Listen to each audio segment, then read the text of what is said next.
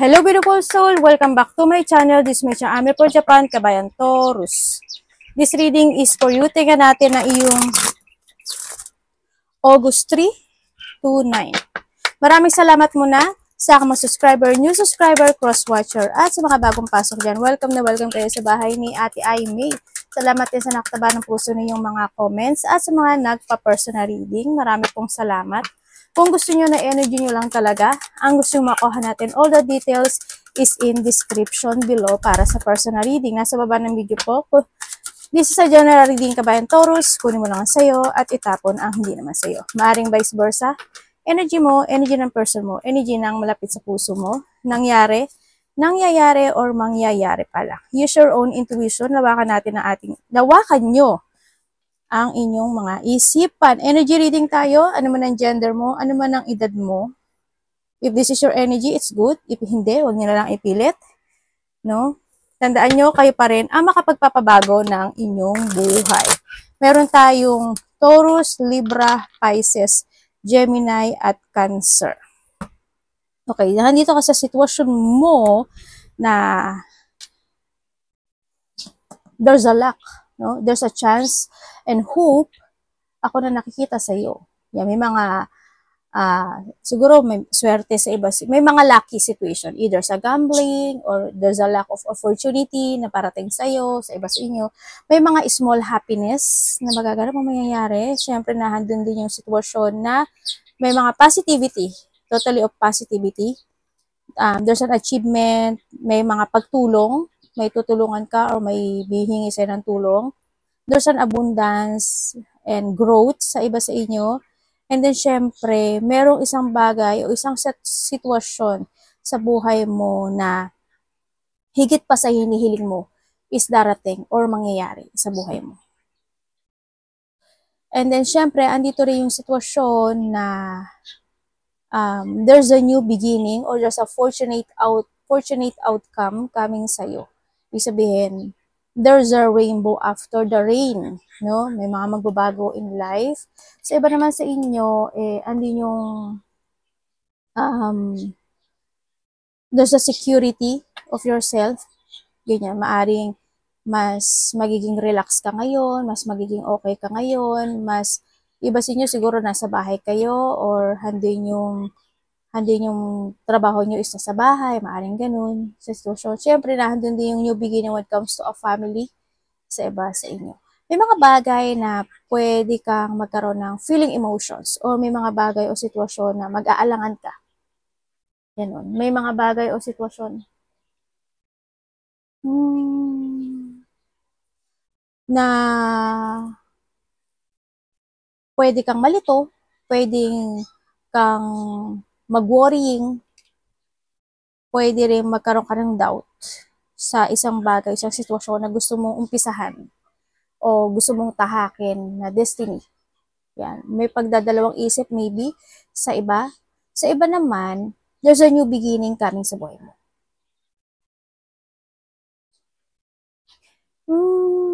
May mga negativity kang naiisip, ano? What if may mga ganun, tapos mayroong mga unclear situation, ganyan. Sa iba naman sa'yo, siguro magkakaroon kayo ng reflection from the past. May mga idea na pwedeng maguluhan o magulo yung isip, may mga ganun tatakbo. Pero may new beginning no? May mangyayari sa yung panimula. Or you're thinking for a new beginning in life.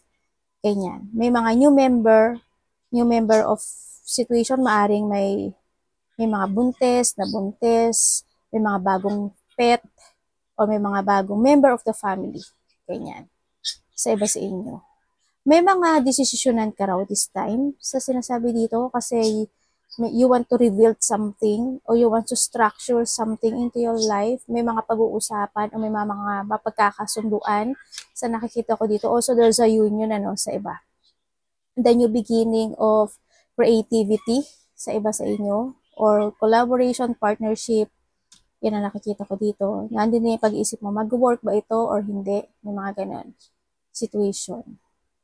May getting together pala, no? So, iba sa inyo, may mga didesisyonan kayo, there's a choices coming, may mga multiple choices, may may mga pag-aalinlangan, merong decision making ka na gagawin daw this time, and then yung iba may mga sitwasyon na either separation or may mga bagay na magpaparaya ka. Maraming klase ang pagpaparaya eh. Pagpaparaya na aayon ka, pagpaparaya na bibitaw ka. Diba? Dalawa yun eh. Yun ang nakikita ko dito. Ano pa ang energy ni Taurus?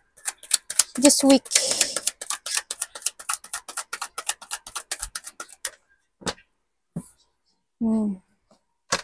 Bakit ganun?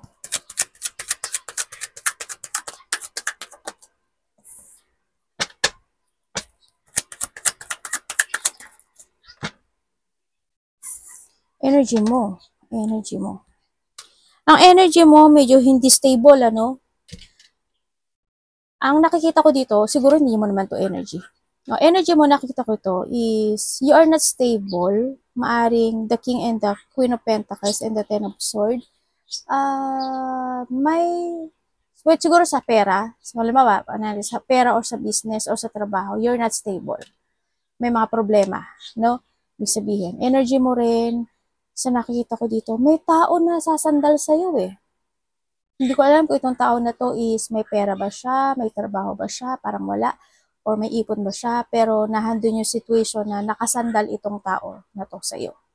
Ikaw yung inaasahan niya. Pero ang nakikita ko dito,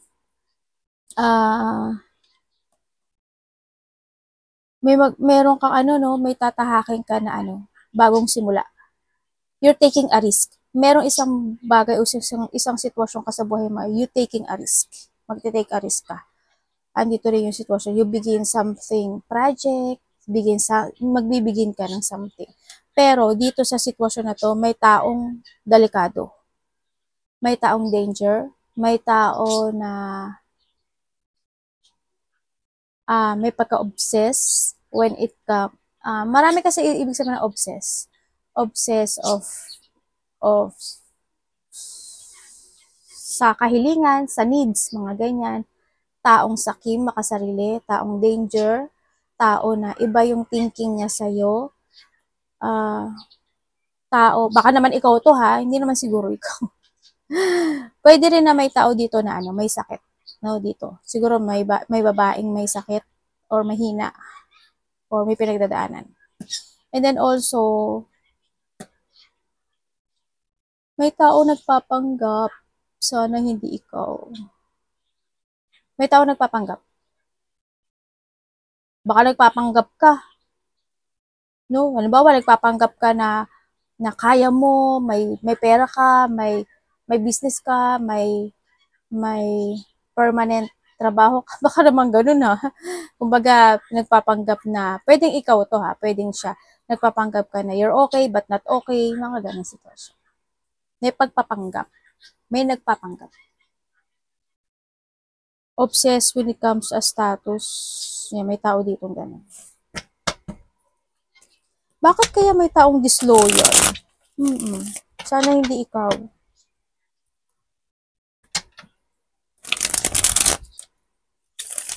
Sa iba naman dito, nandito kayo. May mga bagay na mako-confuse kayo. Malilito kayo, ganyan. Pero ingat ka dito ah. Anong parating sa kanya? Ano pong parating kay Taurus?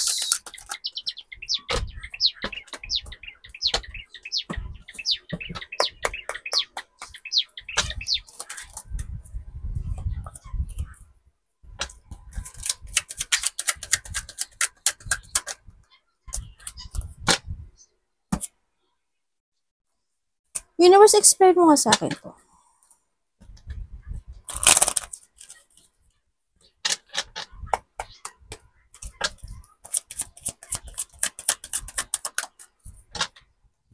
Ayo, 3 of Swords. Parating sa'yo,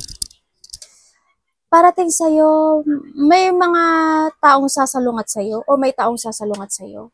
Magkakaroon ng hindi pagkakaintindihan, may tao na magiging very defensive, magkakaroon ng disagreement, battle, mga tension, kuhanin mo lang yung sa'yo doon.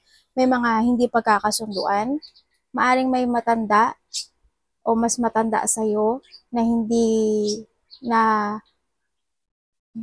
nasasalungat sa'yo o magkakaroon kayo ng battle, tension, disagreement, mga ganyan. Meron ako nakikita na conflict, malaki man o maliit yan. Meron din dito, may taong galit, inggit or galit sa nakikita ko dito. May tao na na magiging very defensive. May mga disappointment din dito sa nakikita ko dito. May tao na makikipag-compete or makikipag-usap, talo, may pagkairita, ganyan. May mga unexpected flow of emotions coming sa'yo sa nakita ko dito. Lack of communication, lack of cooperation, ganun din, communication,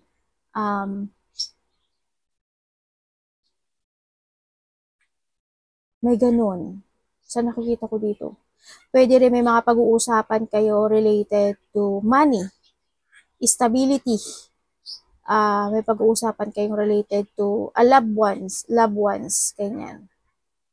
May pag-uusapan kayong related to a new beginning of life. Pero sana walang separation. Pero may separation kasi.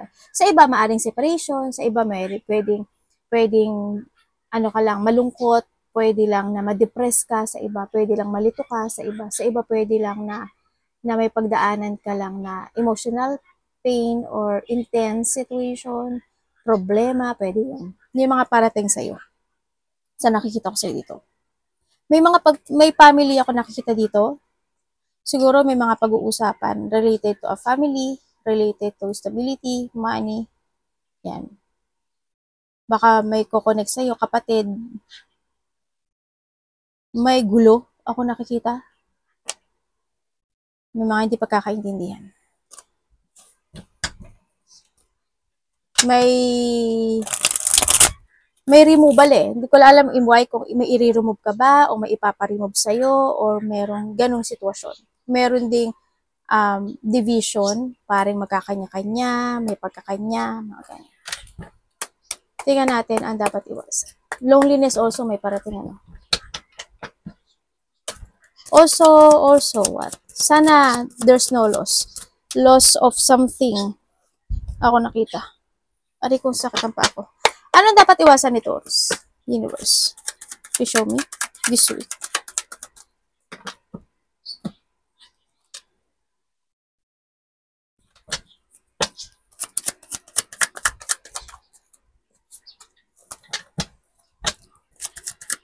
Dapat iwasan? Okay. Iwasan mo daw yung frustration, iwasan mo yung ma-loss balance ka, ma-imbalance ka. Iwasan mo yung magmadali. Isa yon. Iwasan mo magmadali sa lahat ng bagay. Sa lahat ng aspeto ng buhay mo. Yan, huwag kang maging impatient. Iwasan mo na magkaroon ka ng pagsasalungat o magkaroon ng mga salungatang situation, ganyan. Iwasan mo yung hindi pagkakasundo, pagtatalo, alitan, iwasan mo yan. Iwasan mo ang sadness, iwasan mo yung hindi magkaroon ng, andito kasi si family, iwasan mo yung na hindi kayo magkaroon ng magandang community or relationship when it comes to your family, ganyan, or sa mga connections mo. Iwasan mo yung bahala na effect, bahala na situation, yan, iwasan mo yan.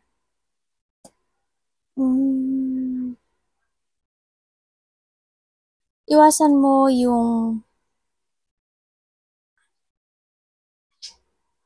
iwasan mo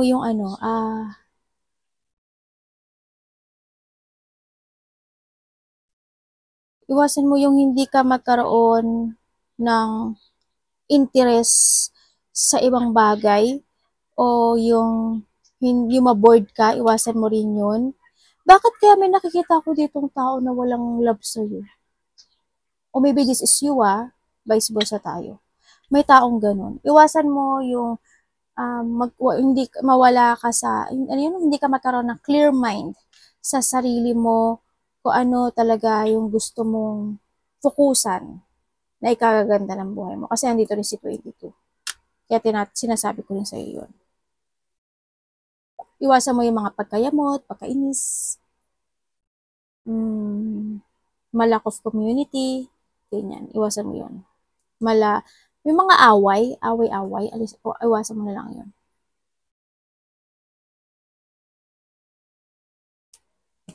Yung pabigla-bigla, iwasan mo yun. Kamusta po ang love?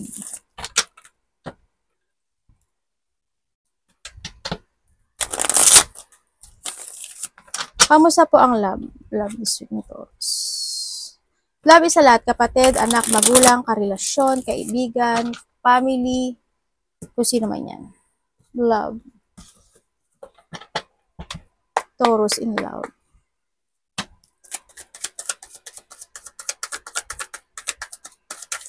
Kamusta po ang love? Taurus.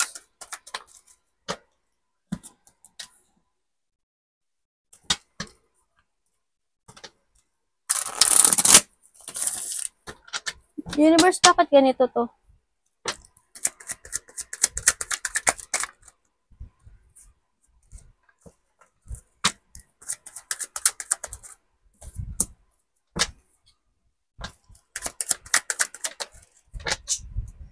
Uy, babago buhay mo.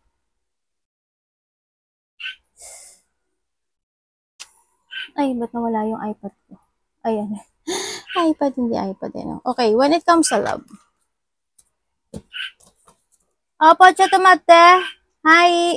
Natawag ako ng anak ko. When it comes sa love. Chatomate, anak. Chatomate. May tao ditong may kahilingan, ano? Okay. When it comes sa love, kung kayo ba't ito nagkahiwalay na to? No, nagkaroon ng hiwalayan, separation, nagkaroon ng ending. Kumbaga may tao na hindi siya tumupad sa kanyang pangako, ganyan, sa mga nagkahiwalay. Yan. Pero ano, nakikita ko dito, isa sa inyo is still pa rin na still care siya sa'yo, no? So nakikita ko dito. Andun pa rin yung sitwasyon na gusto kanya kausapin, maaaring makaka-receive ka sa kanya ng text message or ikaw yung magte-text. They want to fight pa rin itong relationship na to and start ng new beginning. So nakikita ko dito. May ganun pa rin naman ako nakikita dito. Pero, may pag-iwas no? Ibig sabihin, may taong umiiwas or ikaw ang iiwas. Ganyan sa nakita ko dito. And want another new path. Sa iba sa inyo, magkakaroon kayo ng bagong path na tatahakin sa buhay nyo. Yun na nakikita ko. Sa mga single, yes, there's a new love coming. Sa nakita ko dito, may mga new project din pala. No? May mga inaalala kayo. May mga pasanin o there's a burden pa rin ako nakikita. Nagpapakatatag yung iba sa inyo, pero kung tutuusin ay may mga pinagdadaanan. Sa nakikita ko dito. Sa mga single, there's coming, may darating na na love, kaso maaaring umiiwas kayo. No? Doon sa sitwasyon na yun. Maaaring focus kayo sa project nyo, sa mga mangyayari sa inyong life ngayon, ganyan. Sa mga magkahiwalay, yes, gusto niya kumonek sa iyo. Itong taon. Gusto niya kausapin. Gusto niya ng new beginning sa'yo. Sabi niya dito ay gusto niya magkaroon ng pagsasaayos. Mahalaga ka sa kanya, mahal kita. Parang hindi ko nakikita nagsasorry siya. Kung nagsorry ba siya? Hindi ko nakikita nagsasorry siya. Hindi ko nakikita ng gano'n. Parang gusto niya lang sumubok muli. Ganyan. Gusto kang kausapin nitong taon na to. They want to fight again these feelings. These feelings, yun na nakikita ko sa kanya. Gusto niya makapag-ayos. Kumbaga, nagkaroon ng separation, nagkaroon ng paghihigpit, unexpected yung nangyari, sobra maaari nagkaroon din ng pagpapabaya in this relationship. Kung kayo naman is in the relationship nitong tao na to, siguro nagkakaroon kayo ng away o hindi kayo nagkakaintindihan, may mga ganong sitwasyon ako nakikita. Pero, kung nagkakaroon man kayo ng mga ganong sitwasyon, nagkakaroon naman din ng pagsasaayos. Kumaga, nag-i-end o nagkakaayos naman din. No? Nagkakaroon ng adjustment in this relationship. May mga pangako na minsan hindi napapako, may mga pangako na napapako, isa sa inyo is medyo naghihigpit o mahigpit, yun ang nakikita ko dito. Andun yung caring nung isa, no? O kailangan niya ng caring. Ate, mahal niya ba ako? Ang nakikita ko dito, ano eh, mahal ka niya, kaso parang meron siyang hinahanap. Yun ang nakikita ko dito. May hinahanap siya na something. Siguro feeling niya parang may kulang sa atin dalawa, ganyan. So nakikita ko dito. May sadness ako nakikita, maaring sa part mo o sa part niya, may sadness ako nakikita. Dito, may taking a risk, may isang pupukusan na isang bagay sitwasyon, may travel ka rin, ano? Makaka-receive ka ng text message sa isang tao na tahimik lang siya, actually, no? O ikaw ito. Yan, so nakikita ko dito. Magkakaroon na isang clarity kasi there's a new beginning of life. May mga mamasterin o iwa-work out. There's a destination kami. May taong naghihintay to move forward. May mga gusto siyang malaman sa'yo about the feelings. May biglaang mangyayari na magkakaroon ka ng emotion. May mga multiple tasking, multiple priorities.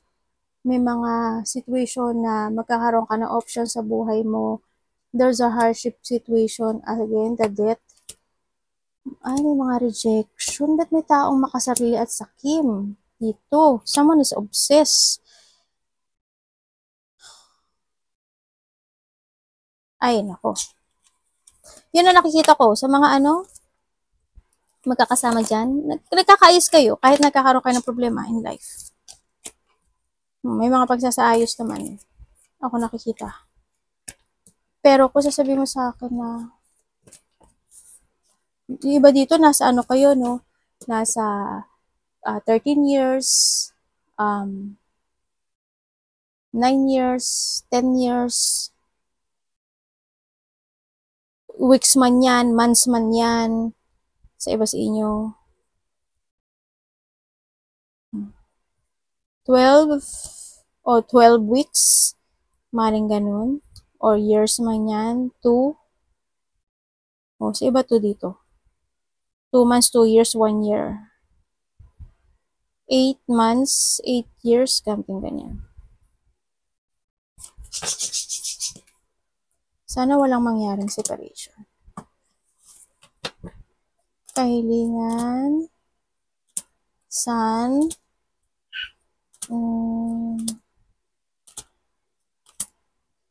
bago. Nakakasundo. Ano to? Pag-uusap. Pag-iba ng destination. Hala, bakit kaya may nagsisinungaling? May nagsisinungaling sa'yo. As in, devil again. May nagsisinungaling. May taong nagiging dito sa relasyon na to, kung magkasama kayo, isa sa inyo very practical. Nagiging practical. Practicality ang nangyari.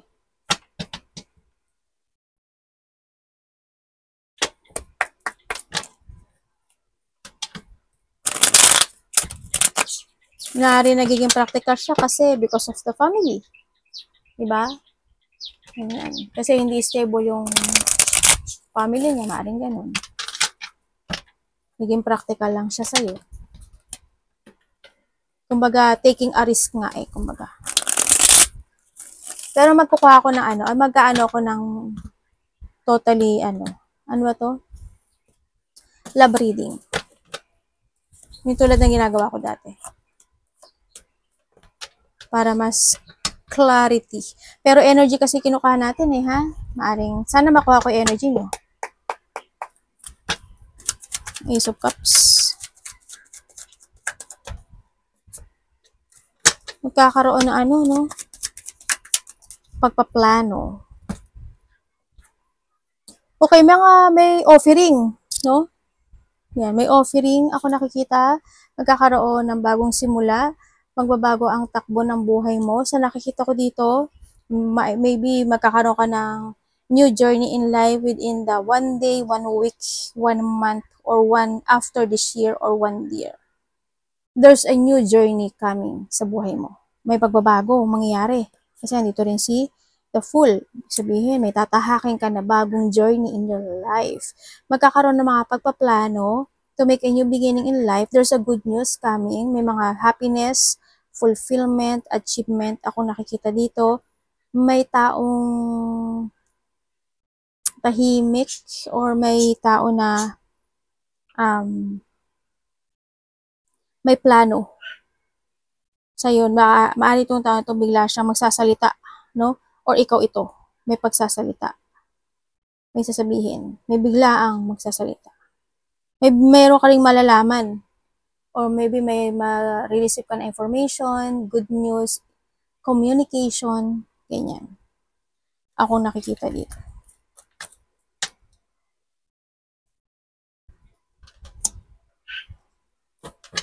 Meron ka daw didesisyonan na plano. Taurus. Tinatawag ko na ako. Tingnan natin. Anak, punta ka muna dun. Wheel of Fortune.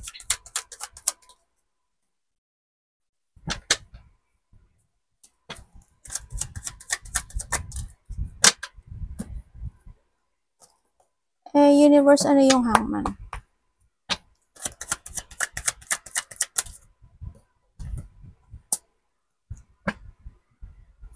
Ano po yung 9 of Cups?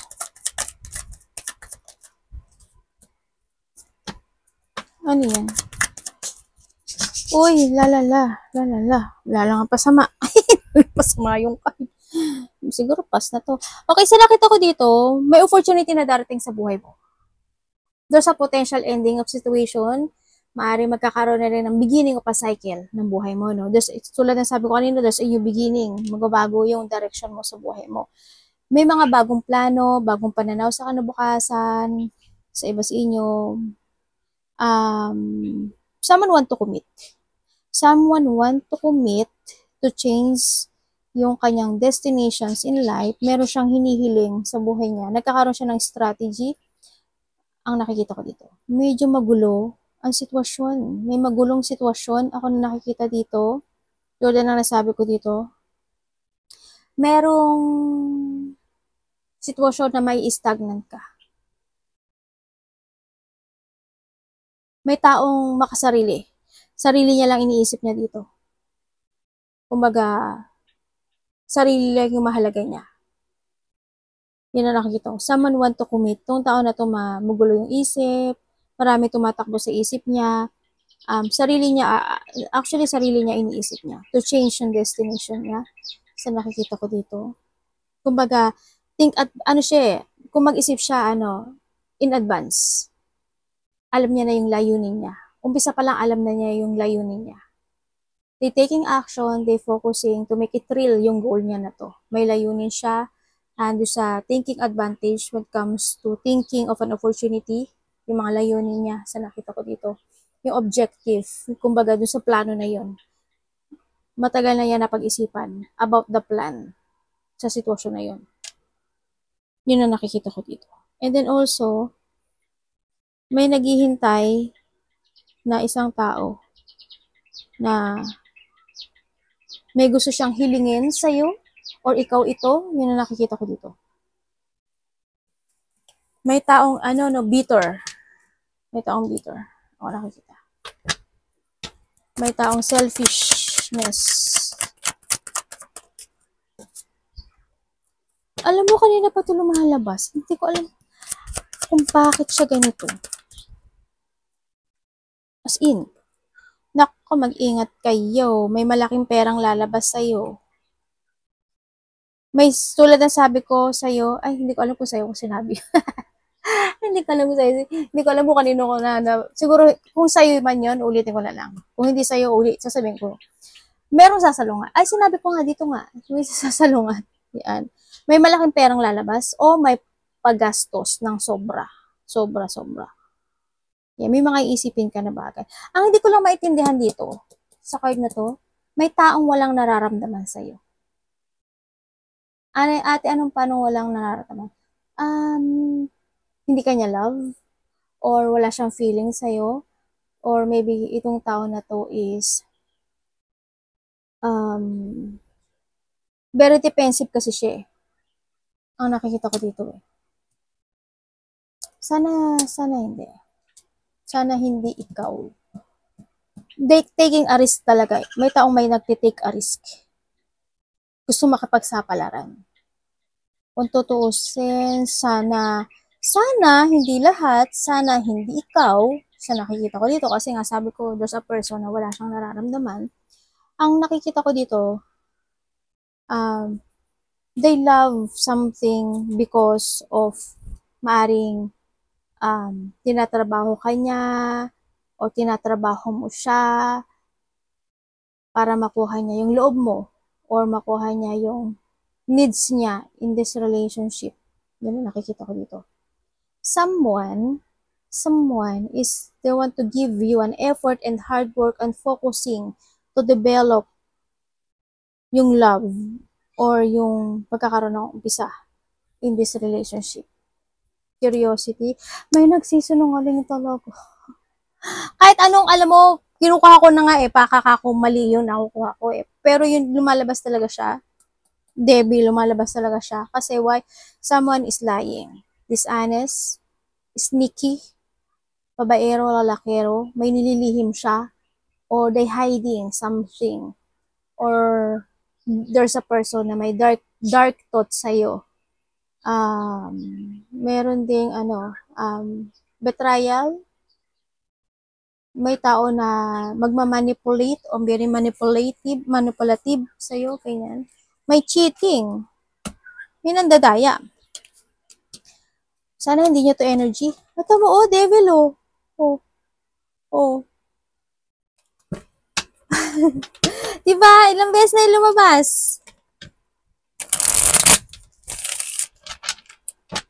Magtalas kayo sa intuition nyo, ha?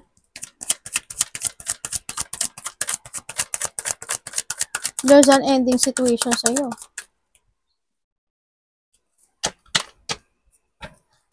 There's a new beginning of a situation. May celebration. May tutulungan ka o may hingi ng tulong sa'yo. Or may bibigyan ka ng pera. May shocking situation sa'yo.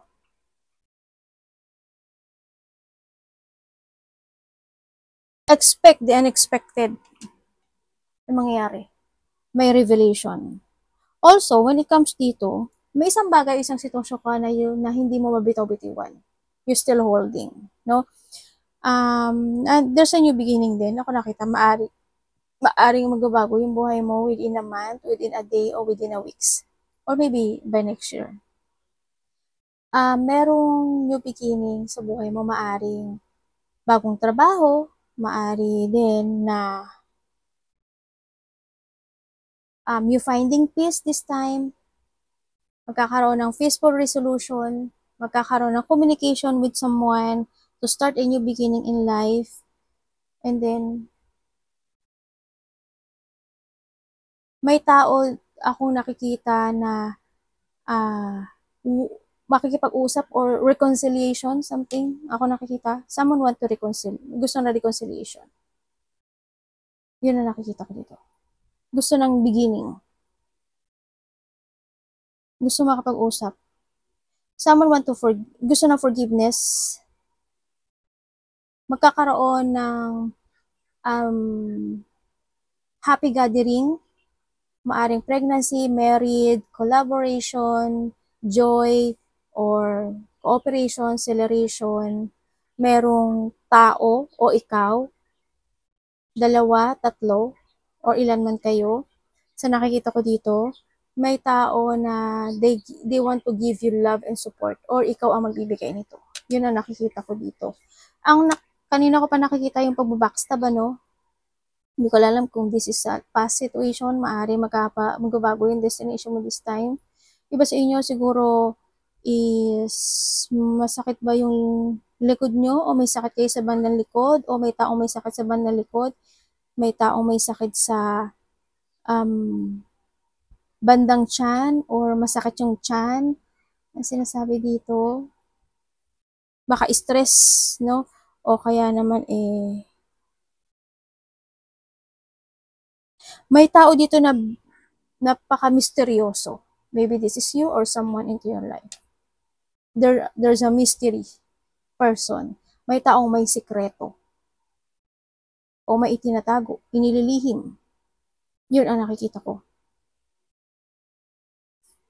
May compromise, ako nakikita. Someone want to surrender a challenge. Parang ayoko na ng lumaban, ayoko na ipaglaban, ayoko na ng gulo, gusto ko na ng katahimikan. May taong gano'n. Ako nakikita dito. Mag-save ka daw ng money. Arigatou namaste, God bless.